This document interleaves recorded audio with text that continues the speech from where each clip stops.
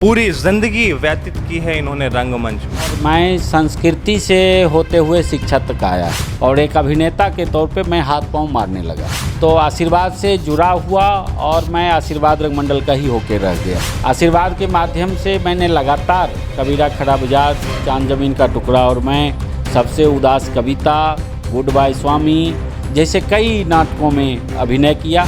रंगमंच में सर्वाइव करने के लिए मैं पटना से दवाई लाके बेचा करता था, कटरिंग वाला, और 9 साल तक मैं बताता हूं कि मैंने स्ट्रगल किया। उस समय के सांसद भोला बाबू का योगदान मिला और हमने बेगूसराय में बिहार का पहला अंतर्राष्ट्रीय नाट्य महोत्सव आयोजित किया। रंगमंच ने मुझे सब कुछ दिया। करोड़पति बहुत हो सकते हैं, लेकिन एक नाम और प्रतिष्ठा जो रंगमंच ने मुझे दिया वो कई अमीरों से ज़्यादा है। नमस्कार, आप देख रहे हैं केवी स्टूडियो बिहार और मैं हूं सुमन भारद्वाज। यहाँ अभी हमारे साथ बेगूसराय के एक ऐसे मंजे हुए रंगमंच के कलाकार हैं जिनका नाम अमित रोशन है। हम इनसे जानेंगे कि इनकी जीवनी क्या रही है और कैसे ये शिक्षा के क्षेत्र से रंगमंच तक पहुंचे और रंगमंच का विकास कैसे हो। पूरी जिंदगी व्यतीत की है इन्होंने रंगमंच में। सर, आपका स्वागत है केवी स्टूडियो। जी, आपका भी बहुत बहुत स्वागत है केवी स्टूडियो की टीम को। और मैं अमित रोशन, मैं एक किसान का बेटा हूँ रामदिरी लभरचक से, और मैं संस्कृति से होते हुए शिक्षा तक आया। मैं ये बताना चाहूँगा कि 1988 में मैं गांधी शिक्षण संस्थान में का विद्यार्थी था और पहली बार मुझे सिनेमा देखने का मौका मिला था। पहली बार जी। और 88 में मैंने संडे को टीवी दिखाया जाता था, उस समय टीवी का दौर था, और मैंने नाटक देखा था बलराज साहनी साहब का 2 बीघा ज़मीन, जिस फिल्म ने मुझे इंस्पायर्ड किया था कि मुझे भी इस सेक्टर में जाना चाहिए। तो मैं था तो एक निहायत मिडिल क्लास किसान का बेटा और हॉस्टल में रहता था, तो वो इंस्पिरेशन मिल गई कि नहीं, अभिनय ही करना चाहिए, और एक अभिनेता के तौर पे मैं हाथ पांव मारने लगा। लेकिन वो कितने साल तक हाथ पांव मारे सर उसके बाद? हाँ, वो बहुत ही शुरुआती दौर था। इंटर करने के बाद ठीक लगभग 8-9 साल के बाद 93 में एक बार मैं मुंबई गया, और मुंबई जाने के बाद मुझे एहसास हुआ कि इस क्षेत्र में सीखने के लिए मेरे जैसे परिवार के बच्चों को रंगमंच के माध्यम से आना चाहिए। और फिर 96 में मैं पटना यूनिवर्सिटी में ग्रेजुएशन किया सोशियोलॉजी ऑनर्स से, और वो आर्थिक अभाव के कारण मुझे बेगूसराय आना पड़ा। और आने के बाद मैं बेगूसराय रंगमंच से जुड़ा। एक CRC करके संस्था थी, उसका नाटक था बाबूजी में कोरस में आया। 97 में आशीर्वाद रंगमंडल ज्वाइन किया, और आशीर्वाद के संस्थापक हुआ करते थे, हम लोग गुरुदेव प्यार से कहते हैं, श्री विजय सिंह पाल, जो भारतीय रेलवे में नाटक के आधार पे ही नौकरी मिली थी उनको। तो आशीर्वाद से जुड़ा हुआ और मैं आशीर्वाद रंगमंडल का ही होके रह गया। आशीर्वाद के माध्यम से मैंने लगातार कबीरा खड़ा बाजार, चांद जमीन का टुकड़ा और मैं, सबसे उदास कविता, गुड बाय स्वामी जैसे कई नाटकों में अभिनय किया। और लगातार, क्योंकि मैं बताना चाहूँगा कि रामदिरी जैसे जो पलायन की विभीषिका से हर साल जूझता हुआ गांव है, बाढ़ भी समस्याएं रहती थी, साथ ही साथ उस समय इतनी जागरूकता इन चीज़ों को लेकर नहीं होती थी, तो कितना समाज को लेके समाज का सुनना पड़ा इस क्षेत्र में। हाँ, वही बताना चाहूँगा ना कि खास करके एक रामदिरी के किसान को ये पता नहीं है कि अभिभावकों को कि रंगमंच भी एक क्षेत्र है, फिल्म भी एक क्षेत्र है, वहाँ जाना चाहिए। और जब मेरे मन में आया तो निश्चित रूप से मुझे कई, मेरे पिताजी जो दिवंगत हो चुके हैं 2021 में, उनको भी सुनना पड़ा कि नचनिया भजनिया हो जाएगा दूसरे तरह से। लेकिन उन्होंने मुझे फ्री छोड़ा। मैं बड़ा बेटा था, लेकिन कभी मुझे उन्होंने खेती के तरफ धकेल सकते थे, लेकिन मेरी इच्छा देखते हुए समाज का जो भी विरोध रहा उन्होंने मुझे फ्री छोड़ा। ये देन उनका है। सहयोग हमेशा मिला। हाँ, घर का सहयोग रहा और मैं फ्री होकर इधर काम कर। लेकिन रंगमंच में सर्वाइव करने के लिए मैं पटना से दवाई लाके बेचा करता था, कटरिंग वाला। उसके बाद डेयरी चलाया, क्योंकि किसान का बाल बच्चा था, जीने के लिए कुछ चाहिए। तो इस तरह से कई, बाद में 2001 में 700 रुपये की नौकरी भी नेहरू युवा केंद्र संगठन में किया 2 साल तक। मतलब केवल रंगमंच में बने रहने के लिए, जी जी, बने रहने के लिए, ये स्वाभाविक था, इसके बिना हम रह नहीं सकते थे। और तब मैंने इन सारे चीज़ों को करते हुए 2000 में ग्रेजुएशन पूरा किया, 95-98 सत्र मेरा था। और 9 साल तक मैं बताता हूँ कि मैंने स्ट्रगल किया, रंगमंच किया। और 9 में मैं हैदराबाद केंद्रीय विश्वविद्यालय गया नाटक से एमए करने। तो 2009 से 12 वहाँ से किया, फिर 13 में लगातार हम नाटकों में रहे। वर्ष 2010 में हैदराबाद केंद्रीय विश्वविद्यालय का छात्र रहते हुए मैंने बेगूसराय में पहली बार राष्ट्रीय नाट्य महोत्सव की शुरुआत की। आशीर्वाद राष्ट्रीय नाट्य महोत्सव 2010 से शुरुआत हुआ। उसके बाद कई रंग संगठनों ने 1-2 साल बाद शुरुआत किया। तो आशीर्वाद राष्ट्रीय नाट्य महोत्सव आज भी 2010 से चलते हुए प्रतिवर्ष दिनकर कला भवन में आयोजित होता है। उसी का माध्यम रहा, या कहिए एक जुनून था कि हैदराबाद में पढ़ने के दौरान मुझे लगा कि बेगूसराय में अंतर्राष्ट्रीय नाट्य महोत्सव के बारे में सोचा जाना चाहिए।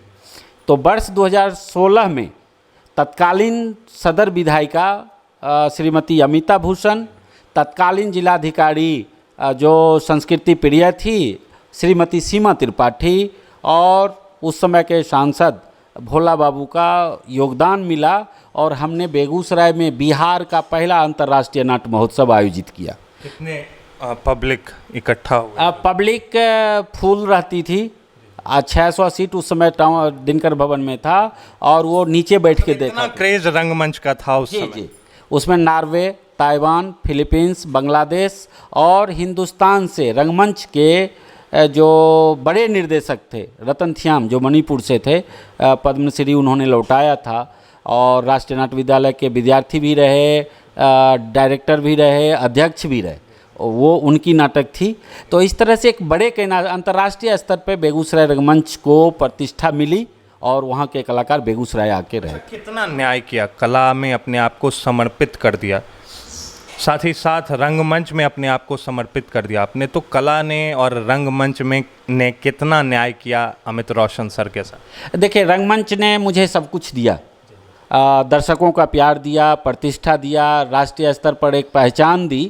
रंगमंच में पैसे कम हैं, अर्थाभाव रहता है, जिसको जीने के लिए, सर्वाइवल के लिए मेरे किसी दोस्त ने ITI की तरफ मुझे मुखातिब किया। तो 2007-09 में ITI मैंने खोला और सीटें फुल रहती थी। उसके बाद 9 में मैं खोल के चला गया हैदराबाद। तो रंगमंच ने मुझे सारी कुछ दिया। करोड़पति बहुत हो सकते हैं, लेकिन एक नाम और प्रतिष्ठा जो रंगमंच ने मुझे दिया वो कई अमीरों से ज़्यादा है। तो रंगमंच मेरे लिए जीवन है और रंगमंच आज भी मैं उसी जुनून के साथ कर रहा हूँ। आगे अभी जनवरी से 2023 जनवरी से मैंने एक शुरू किया है, जो आप लोगों को भी पता होगा, कि प्रथम आशीर्वाद मासिक नाट्य श्रृंखला, जो किसी भी सरकारी गैर सरकारी सहायता प्राप्त नहीं है। ITI उसका प्रायोजक है और हर माह मैं एक नाटक का मंचन करता हूँ या करवाता हूँ। तो जनवरी से लेके जुलाई तक हो चुका है। जुलाई में लास्ट वीक 31 जुलाई को गोदरगामा में था, अभी 26 अगस्त को दिनकर कला भवन में है और ये समाप्त होगा 31 दिसंबर 2023 को। बहुत सारे अवार्ड बहुत जगह सम्मानित किया गया इस रंगमंच के जरिए, जैसा कि मैं देख पा रहा हूँ बिहार आर्ट थिएटर जी, जिसकी आपने राष्ट्रीय स्तर के थिएटर की शुरुआत की थी बिहार राज्य में। बहुत सारे ऐसे ऐसे अवार्ड रखे हुए जी।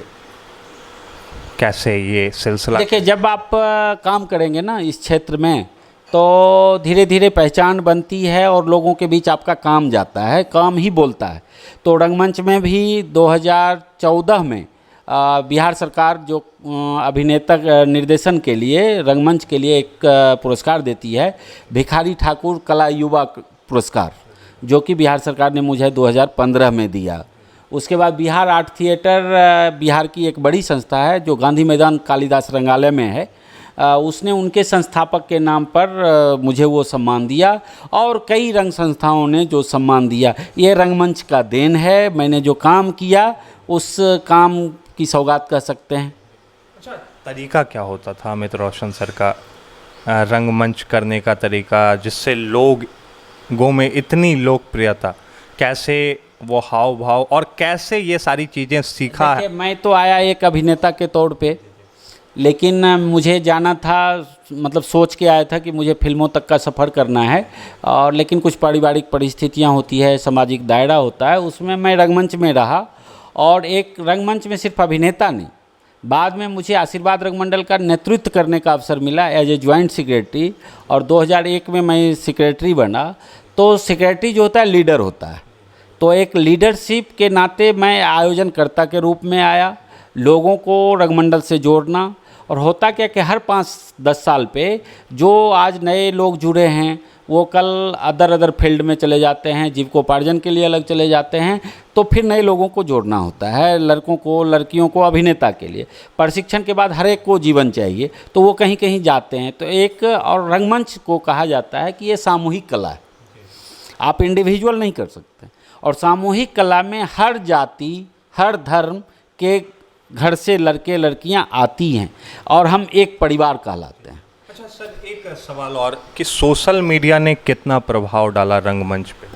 देखिए, सोशल मीडिया या ग्लोबलाइजेशन की जो प्रभाव है वो पड़ा है कि दर्शक कोविड के बाद आने कम हो गए, वो घर पे बैठ के देख लेते हैं, और ये लाइव परफॉर्मेंस है। लेकिन रंगमंच जीवंत है, और इस पे टीवी भी आई थी, तो उस समय लगा था कि रंगमंच ख़त्म हो जाएगा, फिल्म आया तो बड़ा कैनवास है, ख़त्म हो जाएगा। लेकिन रंगमंच की ये जीवंतता है कि ये एक कलाकार आपके सामने सामने है, दर्शक, और उसका आई कांटेक्ट भी होता है, तो वो जो दर्शकों को देखने का सुख है वो फिल्मों में प्राप्त नहीं होता है। इसमें रीटेक नहीं होता है, आँखों के सामने आप एक बार मंच पे अभिनेता चल गया, अगर गलती भी हो गई तो उससे आगे बढ़ेगा, वो फिर से कैमरा बैक करके लेगा नहीं। तो रंगमंच का वो जो सुख है ना दर्शकों के लिए, वो बहुत ही भारी है। यही देन है, रंगमंच की देन है कि नवाजुद्दीन सिद्दीकी आज इतनी अच्छी है। जी बिल्कुल, ये सारे लोग, अनुपम खेर, नसरुद्दीन शाह जैसे बड़े कलाकार गए हैं, मनोज बाजपेयी, आशीष विद्यार्थी, बहुत सारे लोग हैं जो बहुत सारे कुछ राष्ट्रीय नाट्य विद्यालय से, कुछ अदर देश की यूनिवर्सिटी से पास आउट होके गए हैं। तो उनके अभिनय में और डायरेक्ट जो फिल्म है दोनों में थोड़ा सा अंतर आपको बुझाएगा। तो रंगमंच जीवंत है और ये रहेगा। सर, एक कलाकार होते हुए, एक रंगमंच कलाकार होते हुए, नेतृत्व भी आपने किया रंगमंच का, तो बिजनेस में उतरना कितना कठिन था और कैसे ये सारी चीज़ें हैंडल? देखिए, जीने के लिए तो चाहिए ना, तो उसके लिए करना पड़ा। और जब हम कलाकार बिजनेसमैन भी हो सकता है। जी, कलाकार कुछ भी हो सकता है। हम जब अभिनय करते हैं तो एक डकैत की भूमिका भी कर सकते हैं, एक पुलिस ऑफिसर की भूमिका, और एक भिखारी की। तो मुझे तो वो एक अनुभव होता है, उतने देर तक मंच पे मैं एज ए अभिनेता महसूस करता हूँ कि आई एम ए बेगर। तो वो एक बहुत बड़ा इफ़ेक्ट है कि हम जब व्यापार में होते हैं तो ये जो रंगमंच की खूबियाँ हैं ना, लोगों से संबंध बनाना, उनको रिस्पेक्ट करना और उनकी समस्याओं को समझना, क्योंकि रंगमंच जब हम करते हैं तो समाज की ही समस्याओं को लेकर रंगमंच करते हैं, तो वो चीज़ें तो विरासत में मिल जाती हैं। मतलब हर चीज़ें सिखा देती है। जी, कला, जीवन जीने की कला सिखाती है, जो रंगमंच सिखाती है, जीवन कैसे जीना चाहिए ये सिखाती है, और वही देने के लिए तो हम मंच पे आते हैं। अच्छा, कोई फेवरेट ऐसा डायलॉग अभिनय के दौरान जो आपने?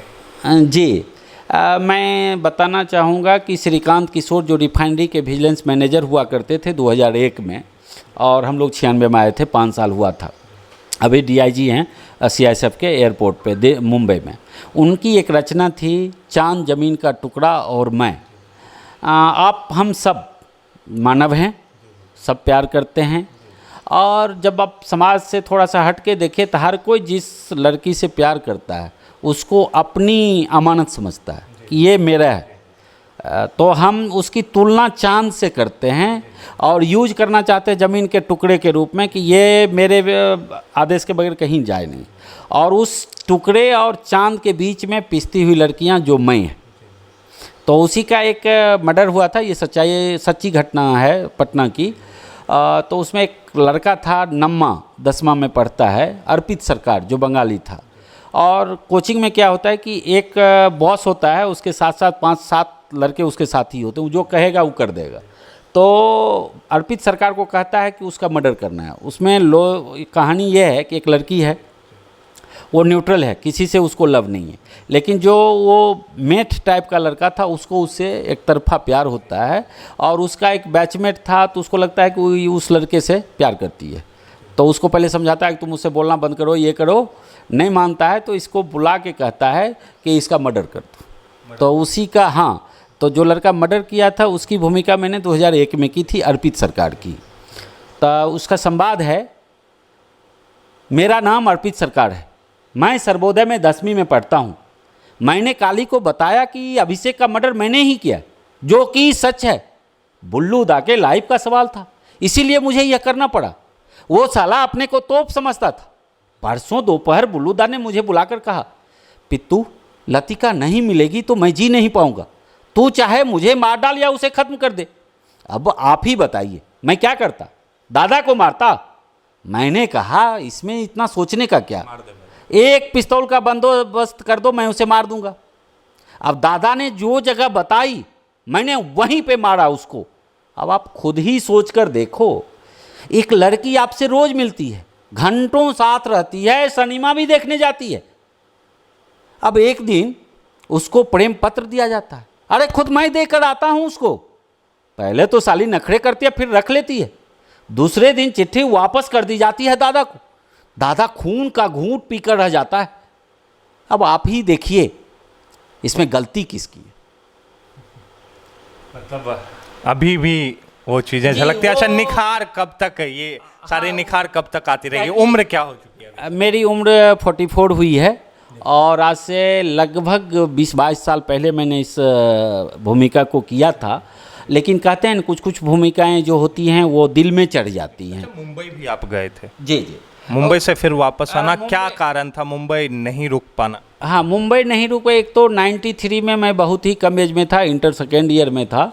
और वहाँ जाने के बाद मुझे एहसास हुआ कि कम से कम ग्रेजुएशन होने के बाद आना चाहिए। और आर्थिक रूप से थोड़ी सी सुदृढ़, ऐसे अर्थाभाव में भी लोग मैनेज करते हैं, लेकिन मैं घर का बड़ा बेटा था, इन चीज़ों को भी दिया। जब ग्रेजुएशन करने आए तो फिर अभी तक यहीं हैं, लेकिन योजनाओं में है। मुंबई जाने के वहाँ रहने के दरमियान में ऐसे किन किन कलाकारों से मुलाकात हुई, या पूरे जीवन में किन किन कलाकारों से मुलाकात हुई जो बहुत सारी चीज़ें सिखा के गए? देखिए, मुंबई जस्ट देखने गए थे, एक सप्ताह रहा मैं। उस समय नाना पाटेकर की फिल्म आई थी क्रांतिवीर, उसकी शूटिंग देखने का अवसर मिला। और एक आशा चंद्रा वहाँ अभिनय ट्रेनिंग इंस्टीट्यूट चलाती थी, उनसे मिलने का मौका मिला। और वापसी में अब जो कहिएगा कि इस रंगमंचीय यात्रा के दौरान हिमानी शिवपुरी, राम गोपाल बजाज, यशपाल शर्मा, सीमा विश्वास जैसे लोगों से मिलने का मौका मिला है। इरफान साहब जो अभी नहीं रहे, पंकज त्रिपाठी हम लोग के हम उम्र में हैं, 2-3 साल सीनियर होंगे। नहीं, काम नहीं किए। जब वो राष्ट्रीय नाट्य विद्यालय में पढ़ रहे थे तो हम लोग एक दूसरे को जान रहे थे, जाने का अवसर मिला था। तो ऐसे कलाकारों से मिलना होता भी है। अभी हमारी प्लानिंग है, आशीर्वाद राष्ट्रीय नाट्य महोत्सव नम्मा जो है वो 25 नवंबर से 30 नवंबर के बीच होने वाला है। तो हमने राजपाल यादव को इनवाइट करने का प्रयास किया है, बात हुई है। अगर मौका मिला तो निश्चित रूप से बेगूसराय आएंगे। अच्छा सर, जिस तरह से कोविड और सोशल मीडिया ने इफ़ेक्ट डाला है, प्रभाव डाला है, तो रंगमंच को फिर से कैसे जिंदा किया जाए? और लोगों का प्यार और विश्वास जिस तरह से पहले मिलता था कि 600 सीट दिनकर कला भवन में हुआ करती थी, वो फुल मिलता था, भरा हुआ मिलता था, उसी तरह से मिलता। उसमें हम बताना चाहे बेगूसराय रंगमंच में या बिहार में कई रंग संस्था हर डिस्ट्रिक्ट में काम कर रही है और बेगूसराय को सांस्कृतिक राजधानी कहा जाता है। तो हम सारे रंग संगठन अपने अपने जगहों पे दर्शकों के लिए काम कर रहे हैं, उन्हें गुणवत्तापूर्ण अच्छी से अच्छी प्रस्तुति दिखा रहे हैं। इसी कड़ी में लोगों को जोड़ने के लिए मेरा मासिक नाट्य श्रृंखला है।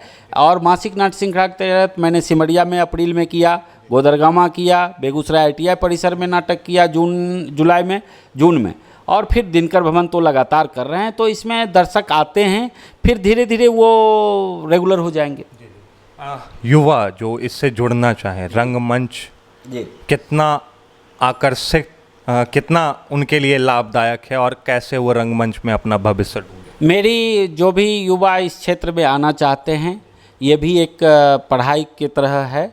आप रंगमंच से किसी भी केंद्रीय विश्वविद्यालय से आप थिएटर कर सकते हैं, फिल्म का पढ़ाई कर सकते हैं और राष्ट्रीय नाट्य विद्यालय तक जा सकते हैं। लेकिन आपको एक जुनून के साथ आना पड़ेगा कि हमें कुछ दिनों जूझना पड़ेगा। ये नहीं कि अभी तुरंत 2 साल का ट्रेनिंग लिए और हम कुछ बड़ा कर लेंगे, ऐसा नहीं है। एक तपस्या है, जैसे संगीत की साधना होती है तो रंगमंचीय साधना भी आपको करनी होगी, और हर परिस्थितियों में। ये नहीं कि आज बीच में छोड़ के चले जाएंगे तो कुछ मिलेगा नहीं। तो मैं अपने युवा साथियों को कहना चाहता हूँ कि रंगमंच एक बेहतर और सशक्त माध्यम है कि हम अपनी अभिव्यक्ति को समाज के सामने रख सकते हैं, और वो साधन बनने के लिए आप आगे आएँ, जुनून के समर्पण के साथ आएँ। निश्चित रूप से दुनिया आपको जगह देगी, बड़े प्लेटफॉर्म देगी, कोई रोकेगा नहीं। अच्छा, नाना पाटेकर, लास्ट में जाते जाते जी। एक सवाल, नाना पाटेकर की आप फिल्म देखी है जी, जी। और शूटिंग भी देखने का जी। अवसर प्राप्त हुआ, कोई इनका एक डायलॉग लास्ट में जाते जाते मैं लेना चाहूँगा। आप एक बेहतरीन अभिनेता और रंगमंच कलाकार। देखिए, नाना पाटेकर की कई फिल्मों को मैंने देखा है, संवाद तो मुझे उनका उतना याद नहीं है, लेकिन क्रांति वीर का ही एक डायलॉग है। जब मर्डर हो जाता है, लाश होती है, तो खड़ियाली आंसू बहाते हैं पॉलिटिशियन। आप देखिएगा कि कहीं घटना होती है तो हर पॉलिटिकल पार्टी के लीडर आते हैं, उस समय लगेगा क्या ये बहुत बड़े हितैषी हैं। तो नाना का एक है, देखो देखो अब ये आ गए, अब ये घड़ियाली आंसू बहाएंगे और यहाँ से चलते बनेंगे, तुम लोग भी आओ, देखो तुम लोग इतना ही कर सकते हो, सुबह उठोगे, बच्चे पैदा करोगे, खाना खाओगे और फिर रात को सो जाओगे और ये मेला देखने आओगे। अभी अभी ये मुझे फांसी पे लटकाएंगे और तुम ताली बजाओगे और फिर यहाँ से चले जाओगे।